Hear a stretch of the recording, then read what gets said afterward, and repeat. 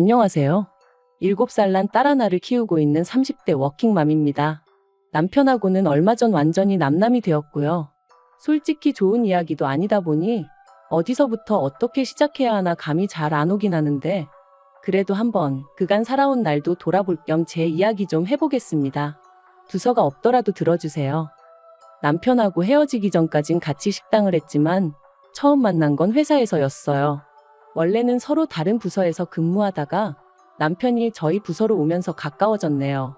그렇다고 특별한 계기가 있었던 건 아니고 지금 생각해보면 매일같이 부딪히다 보니 정이 들었던 것 같아요. 그리고 남편이 언젠가부터 저한테 적극적으로 다가오면서 저도 그런 남편을 밀어내지 않았고 하긴 이런 이야기가 지금에서야 뭐가 중요하겠어요.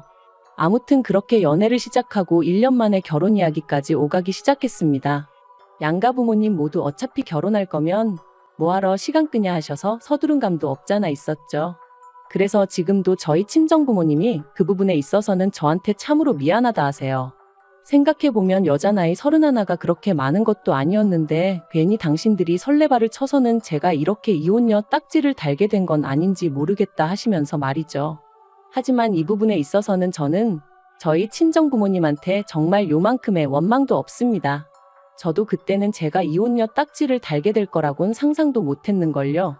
어쨌든 연애하는 동안 사소한 다툼 한번 해본 적이 없었으니 결혼을 한다면 남편과 하는 게 당연하다고 생각하기도 했었고요.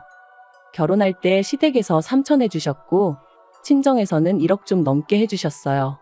어쩌다 이렇게 차이가 많이 나게 되었냐 하면 이야기가 복잡해지는데 빨리 결혼하라며 서둘렀던 시부모님은 처음에만 하더라도 집을 해주니 뭐를 해주니 하시며 말씀이 참 많으셨습니다. 그리고 그쪽에서 그러고 나오니 저희 친정에서도 어느 정도는 해서 보내야겠다 생각하셨고 그래서 1억 정도를 예산으로 잡으셨던 거죠. 하지만 빈수레가 요란하다더니 막상 본격적으로 신혼집을 알아보고 그러니까 자꾸만 어머님의 말씀이 달라졌습니다.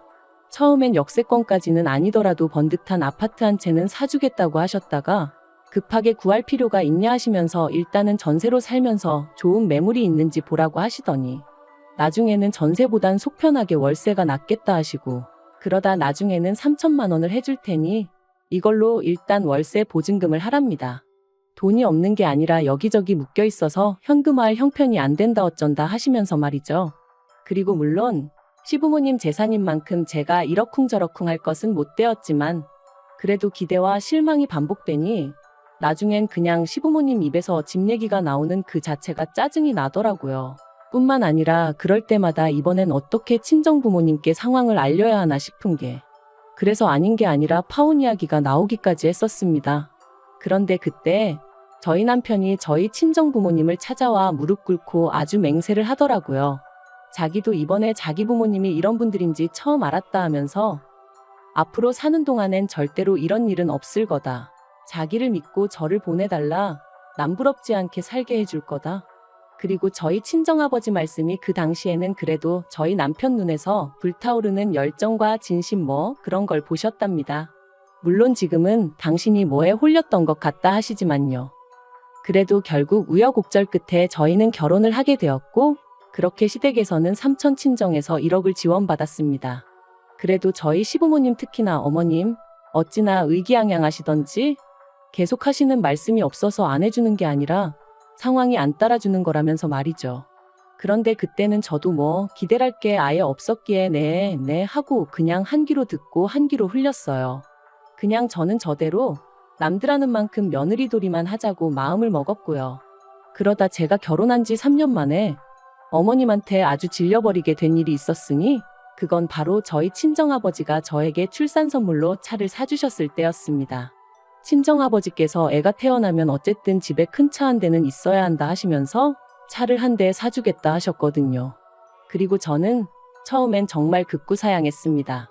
이미 저나 남편이나 각자 끌고 다니던 차가 있기도 했고 차를 사더라도 저희 능력으로 사야지 친정 부모님한테 손을 벌릴 수는 없다고 생각했죠. 하지만 친정 부모님께선 마침 가게 일도 술술 잘 풀리고 있는 만큼 이 정도는 해줄 수 있다 하시며 거절하지 말라셨습니다. 이런 것도 능력될 때 해주는 거지 나중엔 저희가 사달라고 해도 못 사줄지 모른다 하시면서 말해요. 그래서 결국 저는 못 이긴 척 감사한 마음으로 받겠다 했는데 옆에 있던 남편이 어찌나 좋아하던지 그리고는 말하기를 제가 아이 낳고 육아휴직에 들어가면 사실 운전할 일이 많이 없을 거 아니냐면서 그러면 자기가 종종 끌어도 되겠냐고 묻더라고요. 그래서 그럼 당신 차는 어쩌고 했더니 내 차는 처제주면 되잖아 그러는데 나름대로 그것도 방법이겠다 싶었어요. 그래서 좋은 게 좋은 거다 싶어 남편도 그렇고 저도 그렇고 저희 친정 부모님도 그렇고 새 차의 주인이 누구냐에 대해선 크게 개의치 않기로 했죠. 그런데 정작 어머님께선 남편 차를 어떻게 처리할지를 두고 어떻게 당신과 상의 한마디 하는 사람이 없냐며 크게 화를 내셨습니다.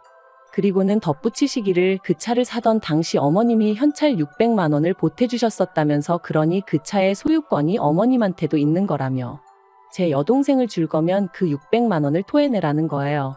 얼마나 어이가 없던지.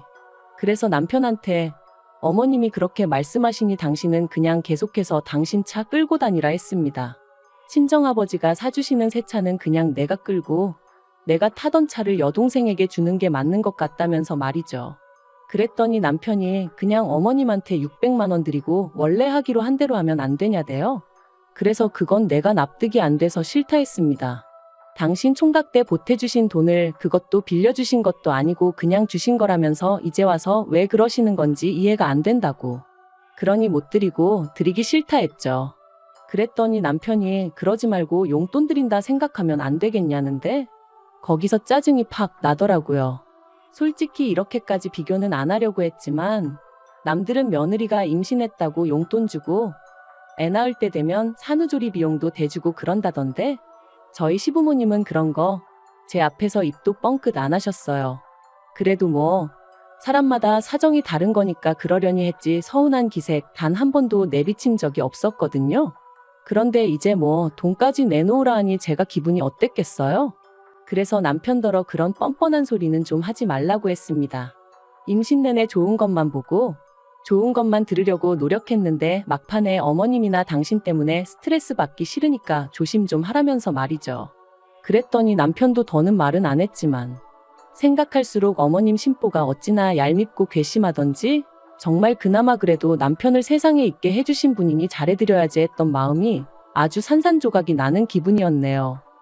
그리고 한편 지금으로부터 3년 전 저는 고민 끝에 퇴사를 했습니다. 쉬운 결정은 아니었지만 코로나로 인해 친정 부모님의 가게가 휘청이기 시작했고 회사는 회사대로 인력 감축이다 뭐다 말이 나오기 시작했는데 저랑 남편은 사내부부다 보니 이래저래 불안한 말들이 들려오더라고요. 참고로 회사가 규모가 크지 않다 보니 듣고 싶지 않아도 들려오는 이야기들이 많았죠. 아무튼 그래서 고민 끝에 제가 회사를 나왔습니다. 그리고는 그간 친정부모님이 운영하시던 가게를 어떻게 하면 보다 효과적으로 운영해 나갈 수 있을지 고민하면서 친정어머니랑 같이 신메뉴를 개발하고 정말이지 눈코 뜰 새 없이 바쁜 나날들을 보냈던 것 같아요. 그리고 다행히 정말 고생 끝에 낙이 온다더니 코로나가 잠잠해지기 시작한 무렵부터 조금씩 가게의 분위기가 달라지는 게 느껴졌습니다. 소위 흐름을 타는 게 느껴졌달까요? 젊은 사람들 사이에서 맛집으로 꼭 한번 가봐야 하는 집으로 입소문이 나기 시작하면서 언젠가부턴 가게가 문을 열기도 전에 사람들이 와서 줄을 서기 시작하대요. 그리고 얼마 지나지 않아서 여러 업체들로부터 프랜차이즈로 한번 키워보지 않겠냐는 연락까지 오기 시작했고요. 그리고 가게 상황이 이렇자 하루는 남편이 제 눈치를 살살 보더니 자기도 회사를 관두고 저희 가게 일을 도우면 어떻겠냐 물어왔습니다. 솔직히 처음엔 당황스럽기도 하고 남편의 그런 제안이 탐탁치 않았던 게 사실이에요. 가게가 언제까지 잘 될지 모르겠는 상황에 저는 남편이라도 비교적 안정적으로 직장 생활을 이어나갔으면 했으니까요. 하지만 남편은 저더러 저도 직장 생활을 해봤으니 자기 기분을 알 거 아니냐며 언제까지 남 밑에서 일만 해야 하냐고 자기도 뭐 주체적으로 일을 하고 싶다나요? 그래서 남편에게 착각하지 말라고 식당 일에 합류하더라도 당신은 여전히 우리 부모님 밑에서 일을 해야 하는 거다. 회사나 별반 다르게 없을 거다 했죠. 그랬더니 그런 말 굳이 안 해도 무슨 소린지 이해한다면서 하지만 회사 상사랑 장인 장모님이랑 같냐 그러는데 솔직히 어쨌든 돈 벌러 왔을 땐 같다면 같은 거지 또 다를 건 뭔가 싶대요. 하지만 그때는 남편에게 그렇게까지 냉정하게 말은 못했어요. 그냥 일단 알겠다, 부모님께 여쭤보겠다고만 했죠. 그리고 친정부모님께선 그렇지 않아도 가게가 좀 더 자리를 잡으면 아예 저를 믿고 맡겨보려 하셨다며 남편이 옆에 있으면 얼마나 의지가 되고 도움이 되겠냐고 그렇게 하게 하라시는 거예요. 그래서 조금 찝찝한 마음이 없잖아 있었지만 결국 남편이 회사를 관두고 식당 일에 합류하는 데 있어 동의를 해주고 말았습니다. 그런데 문제는 남편이 가게 일을 시작한 이후부터였어요. 친정부모님은 이제 쉬엄쉬엄 일을 하고 싶다 하시며 가게에 나와 계시는 일수를 줄이겠다 하셨거든요. 그리고 저도 그 부분에 있어서는 아쉬울 것도 서운할 것도 전혀 없었죠. 오히려 잘 됐다고, 잘 생각하셨다고 했으니까요. 그리고 친정부모님은 한 가지 조건을 더 거셨는데 가게 메뉴의 기본이라고 할 수 있는 양념장, 저희는 비법 소스라고 불렀는데 아무튼 그건 어떻게 만드는지 절대로 못 알려주신다고, 그러니 필요하면 저희더러 사다 쓰라고 하셨죠. 남편이 합류하고 3달쯤 흘렀을 때부터는 친정부모님은 일주일에 한두 번 정도만 가게에 얼굴을 비추셨고 비법 소스를 만들어주시는 대신 달에 150만 원을 받아가셨어요. 그리고 이 안에는 재료비에 친정부모님의 수고가 들어가 있었으니 저는 결코 그 돈이 많다고 생각하지 않았습니다. 실제로 저희가 그 소스 덕분에 버는 수입은 저희 두 사람이 직장을 다닐 때보다 많을 땐 2배 가까이 되었으니 시쳇말로 남는 장사면 남는 장사였지 결코 손해는 아니었죠. 그런데 이 사실을 알게 되신 어머님께선 가족끼리 뭘 그런 걸로 돈을 받아가냐며 저희 친정부모님을 마치 치사하고 쪼잔하신 분들로 몰아가시대요. 그뿐만이 아니었습니다. 저랑 저희 부모님 때문에 졸지에 당신 아들이 부엌대기가 되었다며 마음에 안 들어 죽겠다고 어디 가서 말도 못한다 하시면서 말이에요. 그리고 이런 말씀을 하시는 와중에도 저희한테 이거 해달라 저거 해달라 요구하시는 건 또 어찌나 많으셨는지. 솔직히 저희 친정부모님의 비법 소스 덕분에 돈을 벌었으니까 그 돈으로 어머님이 좋아하시는 이것도 해드리고 저것도 해드릴 수 있었던 건데 그런 건 또 전혀 생각을 안 하시는 눈치였어요. 지금 생각나는 대로 하나둘 하소연을 하다 보니 좀 두서가 없긴 한데 따지면 따질수록 저희 어머님은 정말이지 당신 입장밖에 모르시는, 그 와중에 주제 파악은 안 되시는 분이셨네요. 그래서 결국 올해 초 남편에게 수익 구조를 다시 정하자고 말을 꺼냈습니다. 남편은 월급제로, 그리고 친정부모님께는 비법 소스를 만들어주시는 거 외에 제가 그 비법 소스에 대한 사용료를 드리겠다 했죠. 간단하게 용돈을 더 드리겠다 하지 않았던 건 그런 보나마나 시부모님 특히나 어머님께서 가만히 계실 리가 없었기 때문이고요. 그랬더니 남편이 자기가 왜 월급제냐며 화들짝 놀라더군요. 그래서 솔직히 당신이 나와서 하는 게 뭐가 있냐고, 주방에서 일을 하기라냐, 그렇다고 요리를 할 줄 아냐, 와서 내내 카운터만 지키고 있고 어쩌다 손님 테이블 치우는 거 거드는 정도만 하지 않냐, 그런데 왜 당신하고 나하고 수익을 반반 나눠야 되냐고, 그건 말이 안 되는 것 같다고요. 그리고 걸핏하면 우리 부모님한테 돈 드리는 거 가지고 어머님이 감나라 배나라 하시는데 솔직히 듣기 무척 거북하고 짜증난다 했습니다. 그러니까 앞으로 어머님한테 드리는 용돈도 당신이 당신 월급에서 알아서 챙겨드리라고도 했죠. 그랬더니 이제 정말 난리가 났습니다. 가뜩이나 자기한테 장부를 투명하게 오픈하지 않는 것도 섭섭했고 자기가 봤을 땐 그 비법 소스인지 뭔지 원가는 50만 원도 안 들 것 같은데 제 성격에 그런 거는 하나도 따져보지도 않고 그냥 장인 장모님이 150달러니까 그만큼 주는 거 보고 솔직히 자기가 저한테 너무 실망을 했대요. 반대로 그게 자기 부모님, 그러니까 시부모님이 그랬으면 제가 그렇게 대충 넘어갔겠냐면서요. 어이가 없었죠. 저희 부모님한테 가게를 받을 때 권리금도 한 푼 안 드렸어요. 제가 드린다고 했지만 친정아버지께서 딸한테 권리금을 받아서 뭐 하냐며 용돈이나 잘 줘라 하셨기에 조금 넉넉히 챙겨드렸을 뿐이거든요. 그리고 이 전후 사정을 남편도 뻔히 다 알고 있었고요. 그런데 피는 못 속인다더니 누가 어머님 아들 아니랄까봐 자기한테 불리한 건 싹 다 잊어버리고 모른 척하고 그냥 자기 기억하고 싶은 대로만 기억하면서 상대를 나쁜 사람으로 몰아가니 말이 통하지가 않았죠. 그래서 제가 남편한테 진짜 당신같이 뻔뻔한 사람은 처음이다 내력이냐 했습니다. 그랬더니 남편이 저더러 가게 팔아서 반을 위자료로 달래요. 자기도 이런 대접받으면서는 못 살겠다나요? 하지만 그게 말이 되냐고요. 더 웃긴 건 자기도 어디 가서 뭘 좀 알아보고 왔는지 그렇게 대판 싸우고 며칠 뒤 그냥 협의 이혼하자더군요. 그래서 이혼했어요. 양육비는 안 받는 대신 남편이 못 만나가는 조건으로요. 그런데 어이없게도 이혼한 지 2달도 안 돼서 남편이 아주 깜찍한 짓을 저질렀습니다. 바로 저희 가게에서 신호등 하나만 건너면 되는 곳에 식당을 차렸거든요. 메뉴도 거의 똑같게 해서 말해요. 황당하고 어이없어 찾아가니 남편하고 어머님 둘이서 장사하고 있던데 손님은커녕 개미새끼 한 마리 없는 게 보기 딱해서 하마터면 제가 한 그릇 팔아줄 뻔했네요. 하지만 진짜 어처구니가 없었던 건 그 이후로 얼마나 지났을까?